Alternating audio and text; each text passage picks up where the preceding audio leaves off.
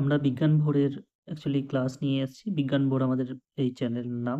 এখানে আমরা পুরো ক্লাস 10 এর যে বায়োলজি, ফিজিক্স অ্যান্ড কেমিস্ট্রি যে পার্টগুলো আছে সেগুলো কমপ্লিট করব অ্যাকচুয়ালি। সিলেবাস অনুসারে কমপ্লিট করা হবে। তো আজ ১ম ক্লাস ইন্ট্রোডাক্টরি ক্লাস আছে। তো সেটা হচ্ছে ক্লাস 10 এর বায়োলজির ইন্ট্রোডাক্টরি ক্লাসে আমরা একটি জিনিস বুঝে দেখব কিভাবে সিলেবাস কমপ্লিট করানো হবে, কোন টপিক নিয়ে প্রথমে ডিসকাস করানো হবে, আর কেমনভাবে আমাদের আগেকার পাথওয়ে ক্লিয়ার করা হবে সেইভাবে। সো নমস্কার, আমি আ বিজ্ঞান ভোরের তোমাদের নতুন একজন শিক্ষক, যাকে এখানে পুরো বায়োলজি কমপ্লিট করাবো। তো প্রথম হচ্ছে সিলেবাস কি আছে আমাদের বায়োলজিতে। তো প্রথম যে চ্যাপ্টার, অ্যাকচুয়ালি মোটামুটি যে চ্যাপ্টারগুলো লেখা আছে সেইগুলো আমি প্রথমে বলছি। তার পরবর্তী ক্ষেত্রে দেখো এরকমভাবে আমি মাইন্ড ম্যাপ তৈরি করেছি যে ওর আন্ডারে কি সাব টপিক আছে। প্রথম জীবজগৎ এবং নিয়ন্ত্রণের সমন্বয় এই যেটা আছে সেটা। ২ নম্বর জীবনের প্রবাহ মাত্রা। ৩ বংশগতি এবং কয়েকটি সাধারণ জিনের রোগ। ৪ নম্বর অভিব্যক্তি এবং অভিযোজন যেটা বলছে। আর ৫ নম্বর আছে পরিবেশ, তার সম্পদ এবং তাদের সংরক্ষণ। হ্যাঁ, এইবার সাব টপিক নিয়ে আমরা প্রথম চ্যাপ্টারটা একটু দেখব যে কি ওইখানে ব্রেকডাউন করে দেখব যে কোন নরমালি টপিক ওখানে দেওয়া আছে। আর এটাকে অ্যাকচুয়ালি মাইন্ড ম্যাপ বলে, যেটা আমি তোমাদের এখানে তৈরি করে রেখেছি। সো প্রতিটি চ্যাপ্টারে ছোট যখন টপিক কমপ্লিট হবে আমি মাইন্ড ম্যাপ ভাবে রিভিশন তৈরি করাবো। ঠিক আছে? তোমাদের রিভিশন করে তারপরে ওইখান থেকে এমসিকিউ টেস্ট হোক, বড় টেস্ট হোক, এসএকিউ হোক, সব কিছুই নেব। তো এই যে জীবজগতের সমন্বয় ও নিয়ন্ত্রণ তাদেরকে control and coordination of living অর্গানিজমও বলে। আচ্ছা, ইংলিশ মিডিয়ামে কেউ আছো নাকি তোমরা? ইংলিশ মিডিয়াম যদি থেকে থাকো তো আমাকে কমেন্টে একবার জানাবে। যদি অনেক মাত্রায় থেকে থাকে তো আমাকে ইংলিশের আলাদা করে কনটেন্ট তৈরি করতে হবে। ঠিক আছে? তাদের জন্য আলাদা ক্লাস তৈরি করতে হবে। নেক্সট তো আসা যাক। তো চ্যাপ্টার 1 এ কি আছে বলা যাক। তো চ্যাপ্টার 1 আছে জীবজগতের নিয়ন্ত্রণ এবং সমন্বয়। যেমনি প্রথম আছে চলন জিনিসটা কি এবং গমন জিনিসটা কি, সেগুলো আমরা প্রথমে দেখব ১ নম্বর। ২ নম্বর উদ্ভিদ হরমোন, যেমনি অক্সিন হরমোন, জিবরেলিন হরমোন, কোন হরমোন কিভাবে সিক্রেট হয়, তাদের মেইন হচ্ছে কার্যকলাপ কি, ফাংশন কি যাকে বলে। ঠিক আছে? ৩ নম্বর যেটা হচ্ছে প্রাণী হরমোন। অবভিয়াসলি প্রাণী হরমোন অনেক হবে। মানে আমরা যদি প্লান্ট হরমোন দেখতে চাই, মানে উদ্ভিদ হরমোন থেকে প্রাণী হরমোন, নরমালি তোমরা শুনেও থাকবে ক্লাস 9 এ। তো এখানে আমরা একেকটা হরমোনের সোর্স, তাদের কার্যকলাপ এবং তাদের কিভাবে টাইপস আছে, কিছু হরমোনের টাইপস আছে, কোথা থেকে উৎপত্তি হয়েছে, সেই সোর্সের টাইপে, কোথায় কি কাজ করছে তার অনুপাতে, একেকটার ফাংশন কি তার অনুপাতে, সেই সব জিনিসগুলো একেকটি আমাদের দেখতে হবে। সেটা হচ্ছে অ্যানিম্যাল হরমোন, যাকে বাংলাতে বলে প্রাণী হরমোন। ৫ নম্বর যে স্নায়ুতন্ত্র। স্নায়ুতন্ত্র আমাদের চ্যাপ্টারে, মানে এই যে জীবজগৎ এবং সমন্বয় আছে, এখানে স্নায়ুতন্ত্রটা বড় টপিক এখানে আছে, দেওয়া আছে। যার মধ্যে আমাদের ব্রেনও পড়তে হবে। ব্রেনের ফাংশন কী, ব্রেনের স্ট্রাকচার কী, আইসের স্ট্রাকচার কী, একেকটি পার্ট, একেকটি ফাংশন নিয়ন্ত্রণ। কোনো টেনশন করার দরকার নেই। আমি ভালোভাবে পিকচার এবং তার একেকটি কাজ আমি ভালোভাবে নোট তৈরি করে ঠিকঠাকভাবে পড়াবো, যাতে করে বুঝতে কোনো রকমভাবে অসুবিধা না হয়। ৫ নম্বর যেটা আছে সেটা হচ্ছে প্রাণীদের গমন। ১ নম্বর পয়েন্টে আমরা দেখলাম যে চলন গমনের ক্যারেক্টারিস্টিক্স কী, মানে বৈশিষ্ট্য কী, কোনটাকে চলন বলে, কোনটাকে গমন বলে। এবার আমরা প্রাণীদের দেখব। এককোষী, দ্বিকোষী, বহুকোষী, মানে অ্যামিবা থেকে শুরু করে হিউম্যান পর্যন্ত আমরা যাদের প্রাণীদের গমন আছে তারা কীভাবে গমন করে। এইখানেই চলে আসে আমাদের কঙ্কালতন্ত্র। দেখো ৬ নম্বর পয়েন্টে লেখা আছে ওই জন্য কঙ্কালতন্ত্র। তো আমাদের পুরো কঙ্কালতন্ত্রটা দেখতে হবে, যাকে বলে স্কেলেটাল সিস্টেম। তো মানে বাংলায় যাকে বলে হাড়। তো এই কঙ্কালতন্ত্র পুরোপুরি আমাদের একটা দেখতে হবে। তো সেটা সবথেকে বেশি ২০৬টা যে হাড় আছে, আমরা মনে করি যে নাম মুখস্থ করা কঠিন। No problem. তো আমি একেকটা ডিভাইডেড অনুসারে ভালোভাবে মাইন্ড ম্যাপ তৈরি করে তোমাদের কনসেপ্ট বোঝাবো। মেন জিনিস হচ্ছে এইখানে আমাদের মুখস্থ বিদ্যা হাঁটিয়ে দিতে হবে। বাস, অনলি কনসেপ্ট। কনসেপ্টের সাথে পিকচার, ডায়াগ্রাম, ভিডিওস, এইগুলো দেখে আমাদের জিনিসটাকে ভিউ ক্লিয়ার করতে হবে। শুধুমাত্র মুখস্থ বিদ্যা চলবে না বায়োলজিতে। যেই মুখস্থ করেছে তাই ২ দিন পরে ভুলেছে, পরবর্তী ক্ষেত্রে এক্সাম্পলও ভুলবে, ডেফিনেশনও ভুলবে। তো কনসেপ্ট ক্লিয়ার করার জন্য সবথেকে বড় উপায় যেটা, আর রিভিশনের জন্য সবথেকে বড় উপায় যেটা, আমরা প্রতিটি এখানে ক্লাসে দেখব। বাস, অনলি ওয়ান থিংস, সাপোর্ট চাই, বাস আর কিচ্ছু না। তো how we planning our course, মতলব আমরা কোর্সটাকে প্ল্যানিং কীভাবে করবো? আচ্ছা এইটাই ভেবো না যে আমি এটা ইংলিশে টাইপিং করেছি তার মানে আমি ইংলিশে পড়াবো কি ইংলিশে এসব থাকবে? অবভিয়াসলি না। বাংলাতেই থাকবে সব কিছু।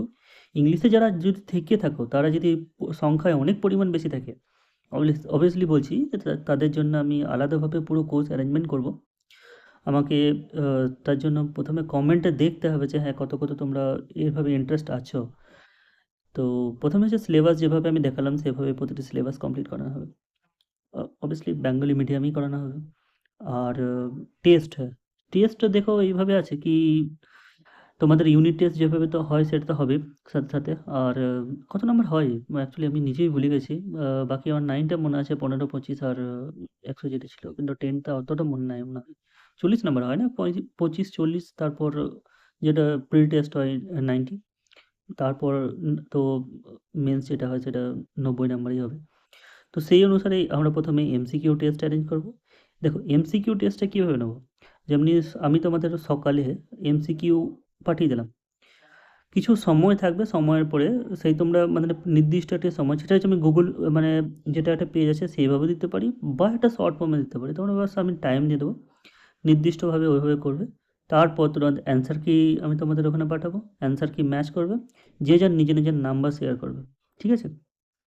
বুঝতে পারবে তোমাদের কি অনেক যখন স্টুডেন্ট থাকে না, আমাদের কি হয় অ্যাকচুয়ালি টিউশনে পড়লে 8-10টা স্টুডেন্ট থাকে, তাদেরও কমপ্লিট করি। যখন এইভাবে মিডিয়াতে অ্যাকচুয়ালি ইউটিউব বা কোর্সে আসা যায়, তখন অনেক ছেলের সাথে আমাদের কন্ট্যাক্ট হয়। এতে কি হয় আমরা কম্প্যারিজন করতে পারি নাম্বারের, কি হ্যাঁ কেমনভাবে কী তৈরি হলো। দ্বিতীয়, আমরা টেস্ট দিয়ে দিলাম, অ্যান্সার কি ম্যাচ করে দিলাম, এইখানেই আমাদের যথেষ্ট মাইলস্টোন না কি হ্যাঁ এখানেই কমপ্লিট হয়ে গেল।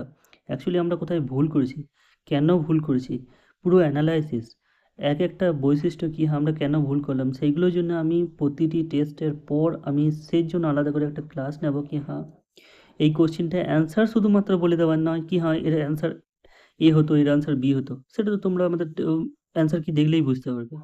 অ্যাকচুয়ালি আমি পুরো কনসেপ্ট রিভিশন করাবো ওইখানেও একবার। তো এরকমভাবে বারবার যখন রিভিশন হতে থাকবে, অবভিয়াসলি নাম্বার কোনো ক্ষেত্রেই কম হবে না। সেটা তোমরা কিছুদিন পরেই বুঝতে পারবে। আর নেক্সট হচ্ছে রিভিশন। রিভিশন অ্যাকচুয়ালি আমাদের সময় কীভাবে করানো হতো কি পুরো বইয়ে বাস বই থেকে মুখস্থ করে এসো। তো অবভিয়াসলি রিভিশনের জন্য আমাদের সবথেকে বড় এখন যেটা আছে ব্লেন্ডার, মানে আমরা তখন সেটা করতাম। কিন্তু এখন রিভিশন, কুইক রিভিশনের জন্য আমাদের মাইন্ড ম্যাপ ইউজ করতেই হবে, কিছু করার নেই। কেননা মাইন্ড ম্যাপ যদি আমরা ইউজ না করি, এমসিকিউ এসিকিউ যদি ফুল মার্কস না নিই, তাহলে 90 মার্কসের উপরে পাওয়া অসম্ভব ব্যাপার। আর আমি চাই না যে আমার এখানে যারা ফলো করুক বা আমার স্টুডেন্ট কেউ 90 থেকে কম পাক।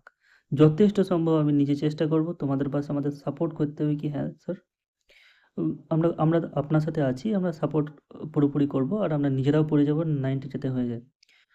কন্টেন্টের কোনো রকম প্রবলেম আমার থেকে হবে না, বাস তোমাদের একটাই জিনিস থাকবে, রিভিশন আমি যেটা দিচ্ছি সেটা করা, টেস্ট যেটা আমি যেটা দিচ্ছি সেটা করা, যেটা অ্যানালাইসিস যেটা আছে সেটা ভালোভাবে দেখা। যদি নোট ডাউন করার মন হয় নোট ডাউন করবে। অবভিয়াসলি আমি তো টেলিগ্রামে নোট পাঠিয়ে দিচ্ছি, তো তাদের জন্য তোমার যাদের, আর আমি একটা কথা এটাই বলবো যে নোট হাতে করে তৈরি করলে এটা হয় কি, নোট তৈরি যখন হাতে লিখবে তখন মাথাতে ওই জিনিসটা এক একভাবে বসে যায়। তো এই জিনিসটা তুমি দেখবে কারোর নোট থেকে পড়া আর নিজের নোটের মধ্যে এটাই পার্থক্য হয় কিন্তু। তো নিজের নোট তৈরি করার চেষ্টা করবে। বাকি মাইন্ড ম্যাপের নোট তৈরি করার খুব একটা দরকার হবে না, কেননা সেটা আমি পিডিএফ ফর্মে যখন দিয়ে দেবো ওখান থেকে ভালো লাগবে। ঠিক আছে? আর নেক্সট হচ্ছে বড় কোশ্চেন যেগুলো আমরা লিখে দিয়েছি, যেগুলো 5 নাম্বারের কোশ্চেন থাকে বা আরও বড় কোশ্চেন থাকে 3+2, 1+4 বা অনলি 5 নাম্বারের যদি কোশ্চেন থাকে, তাহলে ওগুলো অ্যান্সার আমরা কীভাবে লিখবো যাতে করে ওখানে আমরা ম্যাক্স টু ম্যাক্স মানে সব থেকে বেশি মার্কস পাওয়ার সম্ভাবনা বাড়ে। কোথায় এক্সাম্পল দেবো, কোথায় পয়েন্ট ওয়াইজ লিখবো, কোথায় লেবেলিং ডায়াগ্রাম করতে হবে, কীভাবে লেবেলিং করতে হবে। অ্যাকচুয়ালি আমাদের সবথেকে বড় ব্লান্ডার কী থাকে, আমাদের ডায়াগ্রাম যখন তৈরি করি আমরা নিজেরা ভাবি যে তাহলে হয়তো আমাদের একদম আর্টিস্ট হতে হবে, খুব সুন্দর ডায়াগ্রাম তৈরি করতে হবে। অ্যাকচুয়ালি সুন্দর ডায়াগ্রাম থেকে বেশি, সবথেকে বেশি ইম্পর্টেন্ট কী জানো? তুমি মার্ক লেবেলিং কেমনভাবে করছো সেইটা। এক্সাম্পল কোথায় দিছো, সায়েন্টিফিক নেম যদি আছে তুমি তো দিয়ে দিলে, কিন্তু সায়েন্টিফিক নেম লেখারও কিছু মানে বৈশিষ্ট্য আছে। নিচে যে একটা আন্ডারলাইন দিতে হয়, না দিলে সায়েন্টিফিক নেম তুমি যতই লিখে আসো, অবভিয়াসলি ওখানে নাম্বার কাটবেই, কিছু করার নেই। এইসব ছোটো জিনিসের জন্যই আমাদের সবথেকে বেশি নাম্বার কাটে। আর এইসব পয়েন্টগুলোই আমি তোমাদেরকে এক একটা পয়েন্ট বারবার রিভিশন করাতে আমি নিজে গ্যারেন্টি নিচ্ছি কি 90+ মার্কস আসবেই আসবে। যদি না আসে তাহলে তুমি আমাকে কমেন্টে নিশ্চয়ই বলো পরবর্তী ক্ষেত্রে কি হ্যাঁ স্যার আমি রিভিশন করেছি আমার কেন আসছে না নাম্বার। তো নেক্সট দেখা যাক পরবর্তী ক্ষেত্রে আমরা যে চ্যাপ্টারটা স্টার্ট করব সেটা প্রথম চ্যাপ্টার ভাবে স্টার্ট করব। আর উদ্ভিদের গমন নিয়ে স্টার্ট করব। তোমরা যেটা জানো ওই ট্যাকটিক চলন, ন্যাস্টিক চলন এসব যাদের টাইপস আছে এই নিয়ে ডিসকাস করব। হ্যাঁ, বেশি বড় ক্লাস আমি করাবো না। 15-20 মিনিট ম্যাক্সিমাম হতে পারে আধ ঘন্টা, কেননা বেশি বড় ক্লাস হলে তোমরাও এক্সস্ট হয়ে যাবে, পড়তে ভালো লাগবে না। পড়ার পর নোট তৈরি করার পর তুরন্ত রিভিশন করো। রিভিশন হচ্ছে মেন কি পয়েন্ট, কি আজকে যেটা রিভিশন করছো কাল যখন ক্লাসে আসবে তখন যেন রিভিশন কমপ্লিট হয়ে থাকে, তবে পরবর্তী ক্ষেত্রে তুমি কানেক্ট করতে পারবে চিজ, ঠিক আছে? তো আজকে এইটুকুই। নেক্সট ক্লাসের জন্য রেডি হয়ে যাও। আর একটা নোটবুক কাছে রাখো, কি ঠিকঠাকভাবে নোট তৈরি করতে কীভাবে করা যায়। যদি তাও না বুঝতে পারো কমেন্টে জানাবে স্যার আমি নোট তৈরি করার প্রসেস বুঝতে পারছি না। অ্যাকচুয়ালি আমার তো মনে হয় না যে খুব একটা প্রবলেম হবে, কারণ আমি নোট ফর্মেই এখানে দেবো। তো সেইভাবেই তৈরি করবে, সেইভাবেই হেডলাইন দেবে, সেইভাবেই সব করবে। যথেষ্ট ভালো নোট তৈরি হবে, যথেষ্ট রিভিশন হবে, যথেষ্ট নাম্বার আসবে, ঠিক আছে? তো বায়োলজি থেকে স্টার্ট করছি, পরবর্তী ক্ষেত্রে ফিজিক্স কেমিস্ট্রি। হ্যাঁ, তোমাদের অ্যাকচুয়ালি বাংলা মিডিয়ামে কী আছে, কি ফিজিক্স কেমিস্ট্রি হলে কোনো আলাদা পার্ট হয় না, ভৌত বিজ্ঞান বলে, কিন্তু আমি সেটা পার্ট করিয়ে বুঝিয়ে পড়াবো কি হ্যাঁ কোনটা ফিজিক্সের আন্ডার আসে, কোনটা কেমিস্ট্রির আন্ডার আসে, ঠিক আছে? আর আরেকটা জিনিস আমাকে তোমরা কমেন্ট করে জানাও। কমেন্ট এই কারণেই করা জরুরি, কারণ আমাকে জিনিসগুলো জানতে হবে কি হ্যাঁ তোমাদের ইউনিট টেস্টটা কবে, তো আমাকে বলে রেখো ইউনিট টেস্টটা কবে আর কোন তোমাদের সিলেবাসটা কী। তো আমি সেইভাবেই ওইটা অনুসারে তোমাদের সিলেবাস কমপ্লিট করানোর চেষ্টা করব, কি ইউনিট টেস্টে যাতে করে তোমরা ভালো পারফরমেন্স দিতে পারো, ঠিক আছে? তো আজ এইটুকুই। নেক্সট ক্লাস মিট করছি পরবর্তী ক্ষেত্রে। Thank you all of you.